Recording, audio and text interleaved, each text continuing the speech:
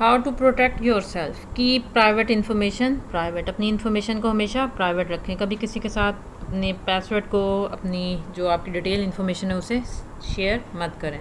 जैसे आपके date of birth हैं, आपका पर्सनल फ़ोन नंबर या ऐसे लफ्ज़ जो आप बहुत ज़्यादा इस्तेमाल करते हैं, इनको आप प्राइवेट रखें। Don't post address, phone number, financial information, your schedule, full date of birth. ऐसी चीज़ें भी आप अपनी सोशल मीडिया पे शेयर ना करें। क्यों? क्योंकि आम तौर पे देखो, जब भी गेस किया जाता है, हम ये देखते हैं कि अगर हम ये हों, आपकी जगह पे हों, तो हम क्या करेंगे, क्या पासवर्ड रख सकते हैं। अगर आपने अपनी फेसबुक पे अपनी डेट ऑफ बर्थ, इस तरह की इन्फॉर्मेशन शेयर की होगी, तो कोई भी ये चीज़ लेके आपके पासवर्ड को ट्राई कर सकता है। और हो सकता है कि आपने वही चीज़, आपने अपने पासवर्ड में अपना फ़ोन नंबर लिखा हो या अपनी डेट ऑफ बर्थ लिखी हो या अपना एड्रेस लिखा हो। तो इस तरह की इन्फॉर्मेशन कभी भी सोशल नेटवर्किंग साइट्स पे शेयर मत करें।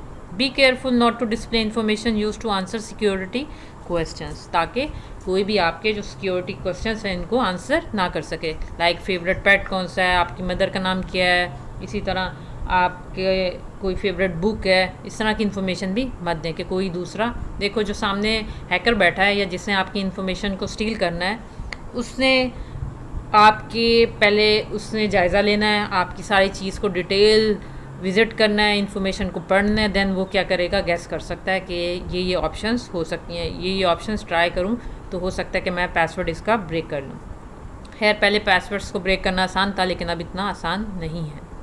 Use caution when you click links, जब भी आप लिंक्स पे क्लिक करें हमेशा ध्यान से काम करें, क्योंकि आप लोगों को पता है कि जहाँ पे भी लॉक साइन बना होता है कि इसका मतलब होता है कि SSL यानी आपका वहाँ पे सिक्योर सॉकेट लेयर का इस्तेमाल हुआ है। तो कभी भी लॉक के बगैर वाली साइट्स को, यानी जो सिक्योर साइट्स नहीं हैं, जो सिक्योर लिंक नहीं है, उन पे क्लिक मत करें। Be careful about installing extras on your site. इसी तरह जो एक्स्ट्राज वगैरह की आ रही होती है ऑप्शंस, इनको भी इंस्टॉल करते हुए ध्यान रखें कि किस साइट से कर रहे हैं, ताकि कोई भी वायरस या कोई भी इस तरह की चीज़ आपके सिस्टम में डाउनलोड ना हो सके या आपकी इन्फॉर्मेशन दूसरे के साथ लीक ना हो सके।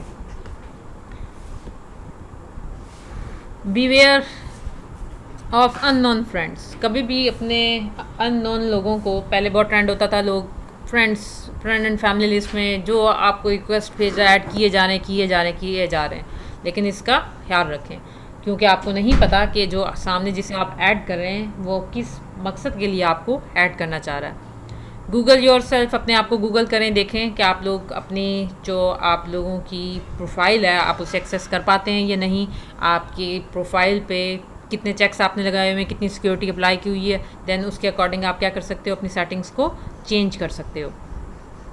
डोंट ब्लाइंडली कनेक्ट, किसी को भी अगर आप नहीं जानते तो उसे अपने सोशल नेटवर्क साइट पे, फेसबुक पे ऐड मत करें।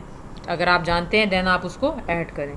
Use and maintain antivirus softwares, अपने लैपटॉप्स में, अपने सिस्टम्स में एंटीवायरस सॉफ्टवेयर इंस्टॉल करके रखें, ताकि अगर कोई वायरस का अटैक होता है या कोई भी वायरस आपके सिस्टम में आता है तो उसके लिए पहले से आपके सिस्टम में एंटीवायरस सॉफ्टवेयर मौजूद हो।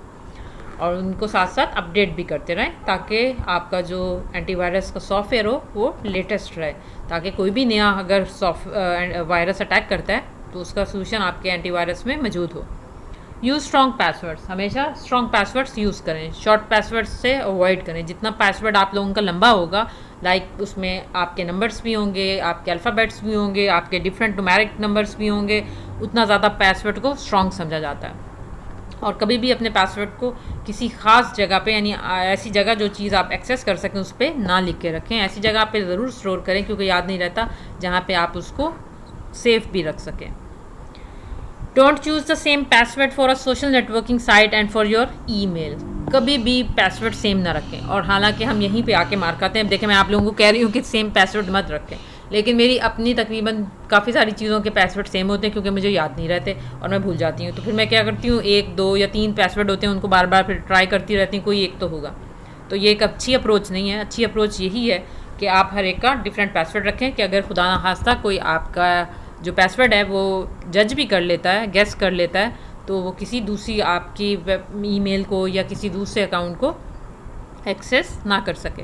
Remember, social networking sites are a public resource like a billboard in cyberspace. कह रहा है कि सोशल नेटवर्किंग साइट्स के हैं आपके पब्लिक रिसोर्स हैं, जैसे कि आपने जाते हो रोड्स पे बिल बोर्ड्स लगे देखे हुए हैं, बिल्कुल इसी तरह लास्ट टाइम भी इशू क्रिएट हुआ था कि आपकी आई थिंक व्हाट्सएप की इन्फॉर्मेशन वो कह रहे थे कि इसको हम करने लगे हैं। जितनी भी आपके ये नेटवर्किंग साइट्स हैं, इनके देखो कोई ना कोई एंड पे कंट्रोल करने वाली एंड पे लोग ही हैं। वो किसके साथ आपका शेयर कर दें इन्फॉर्मेशन, किसी को पता नहीं है। तो इसलिए अपने आप को रिस्ट्रिक्टेड रखें, अपनी इन्फॉर्मेशन बहुत ज़्यादा शेयर ना करें।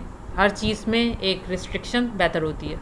एवेल्यूएट साइट्स प्राइवेसी सेटिंग्स, अपनी ज़्यादा से ज़्यादा स्ट्रॉन्ग प्राइवेसी सेटिंग्स को टाइट रखें ताकि कोई भी आपकी इन्फॉर्मेशन को या तो देख ना सके। जैसे अक्सर फेसबुक पे देखो, अक्सर फ्रेंड लिस्ट सबकी नज़र आ रही होती है कौन कौन से फ्रेंड्स हैं, लेकिन कुछ लोगों ने इतनी अच्छी सेटिंग्स की होती हैं कि आप ना तो फ्रेंड्स देख सकते हैं, क्या पोस्ट किए हैं कुछ आप देख नहीं सकते, कमेंट साइड कर देते हैं। तो बेसिकली क्या है, आपकी सेटिंग्स हैं कि आपने किसको कितनी हद तक अपने अकाउंट की एक्सेस देनी है और कितनी रिस्ट्रिक्शंस आपने लगानी है। Lock down your profile information to people you accept as a friend, that way no one can read your personal information unless they are an approved friend. इसी तरह सेटिंग्स है कि जब तक कोई आप अपने फ्रेंड लिस्ट में किसी को ऐड नहीं करेंगे, कोई आपकी इन्फॉर्मेशन ना देख सके। अगर आप ऐड करोगे इसका मतलब है कि आप उसको दिखाना चाहते हो कि आप उसके साथ अपनी चीज़ें शेयर करना चाहते हो, इसलिए आप इस तरह की सेटिंग्स कर सकते हैं। बी स्पेक्टिकल्स, यानी डाउटफुल रहें। हर एक को ये नहीं कि आपने जो बंदा है कि ये आपके लिए ठीक है, बल्कि हर एक को शक की नज़र से देखें कि ये बंदा भी मशकूक हो सकता है, आपको इन फ्यूचर नुकसान पहुंचा सकता है। तो इस तरह की सोच रखेंगे देन आप अपनी अच्छी प्राइवेसी रख सकते हैं नेटवर्किंग साइट्स पे। How to protect your children's,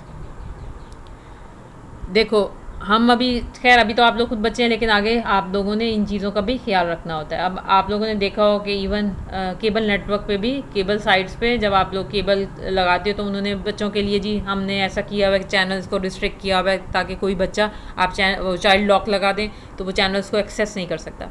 इसी तरह आप लोगों की इंटरनेट है कि आप अपने बच्चों को कहाँ तक एक्सेस दे रहे हैं।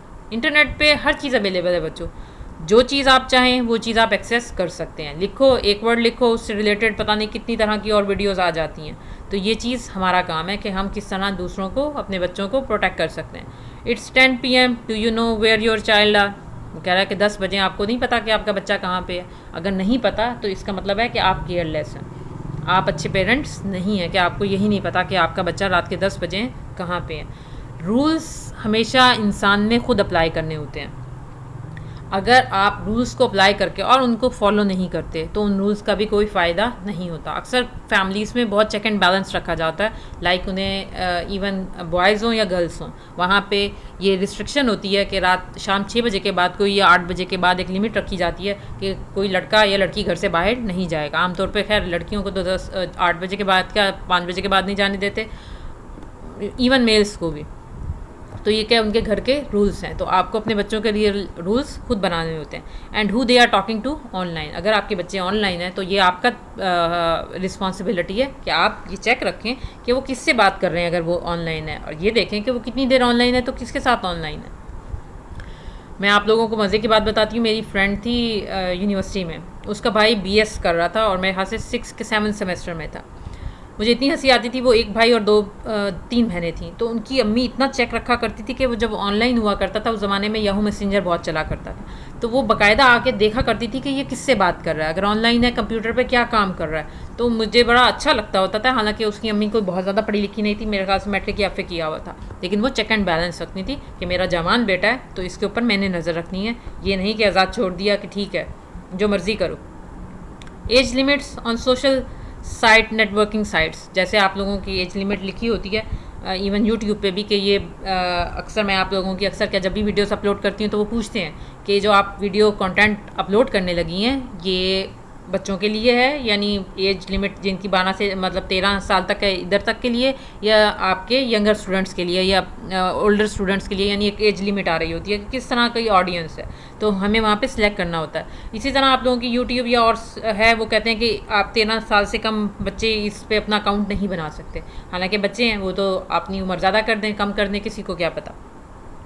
तो ये चीज़ पेरेंट्स की जिम्मेदारी है कि वो चेक एंड बैलेंस रखें कि आपके बच्चे का अगर फेसबुक पे अकाउंट है तो किस तरह बन गया, अगर वो 10 साल का है तो उसने किस तरह बना लिया, इसका मतलब है कि उसने रूल्स वायलेट किए हैं, देन ही उसने क्या किया अपना अकाउंट बनाया।